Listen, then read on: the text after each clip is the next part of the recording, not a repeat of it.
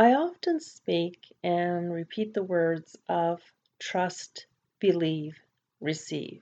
However, in the early part of my journey, these three words meant nothing to me at all.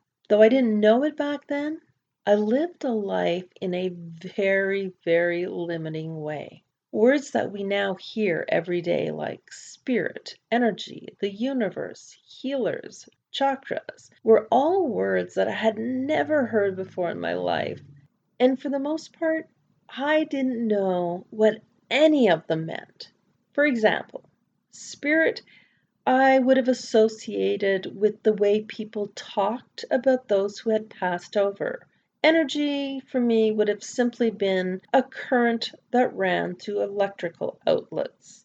The universe was the thing that was bigger than the world. Healers were people that were into weird stuff and made things up. They believed they had powers, which they really didn't. And chakras, I heard for the very first time in 2005. So when I say I lived a limiting life, I mean I lived a limiting life because I never ventured beyond what I already knew. I believe that if you stuck to doing what you knew how to do, or what had been tested and true, then your life would work out for you and be good. And that belief back then worked for me. Because I was limited in my beliefs, I also had a very small perspective about life itself. I wasn't what you'd call the most positive person back then. Yet, I always seemed happy and was always laughing, but that was to the outside world.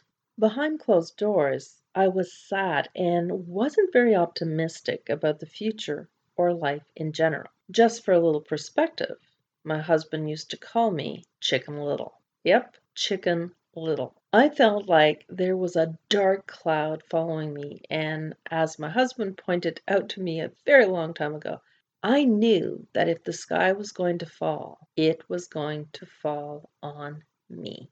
I used to believe that if it weren't for bad luck, I wouldn't have any at all. I was masked in a form of doom. I'd laugh and make fun of things that happened around me as a means to get through the very heavy feeling that was living inside of me. But I felt as though I couldn't get things right, no matter how hard I tried and attempted to help or keep others happy.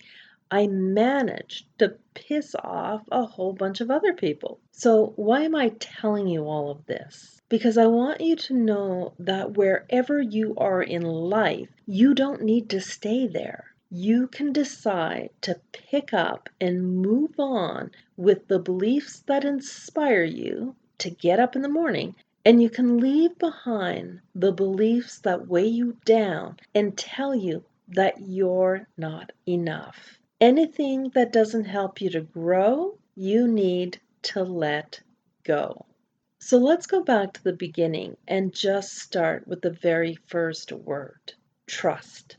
Trust the feelings that move through you that you may not understand right now.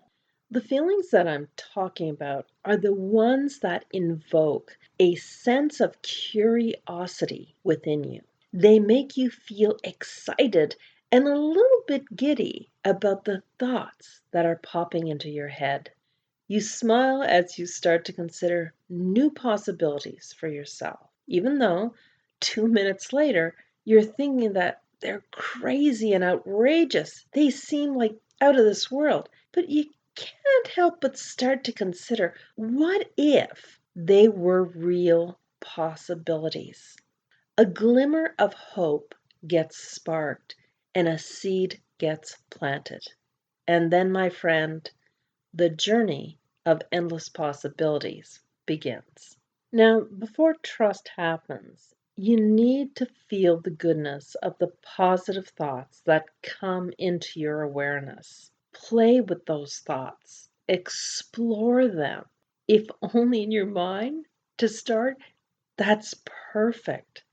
Delight in the possibilities of them coming into fruition. The more you play, explore, and delight in those possibilities of the what if this is possible for me in my life, the easier it becomes to trust in the feelings that move through you, and the easier it is to trust in yourself and the quiet whispers of the brilliance within you.